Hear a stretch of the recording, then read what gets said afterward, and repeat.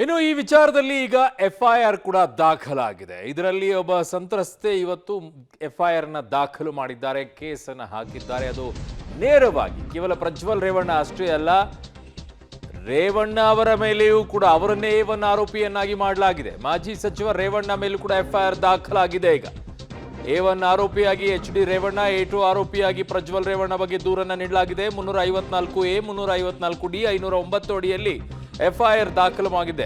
ಈ ಸೆಕ್ಷನ್ ಅಡಿಯಲ್ಲಿ ಏನೆಲ್ಲ ಬರುತ್ತೆ ಅನ್ನೋದನ್ನ ಹೇಳ್ತೀವಿ ನಿಮಗೆ. HD ರೇವಣ್ಣ ಮನೆ ಕೆಲಸದಾಕೆ ಈ ದೂರನ್ನ ಕೊಟ್ಟಿರೋದು. ಹೊಳೆನರಸೀಪುರ ಪೊಲೀಸ್ ಠಾಣೆಯಲ್ಲಿ ಈ ಪ್ರಕರಣ ದಾಖಲಾಗಿರೋದು.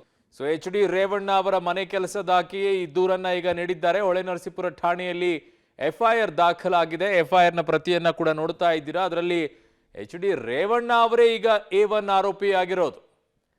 ಪ್ರಜ್ವಲ್ ರೇವಣ್ಣ A2 ಆರೋಪಿಯಾಗಿದ್ದಾರೆ. ಸೊ 2015ರಲ್ಲಿ 16ರಲ್ಲಿ ಅವರು ಮನೆ ಕೆಲಸದವರಾಗಿದ್ರಂತೆ. ಆ ಸಂದರ್ಭದಲ್ಲಿ ಇದ್ದಿದ್ದು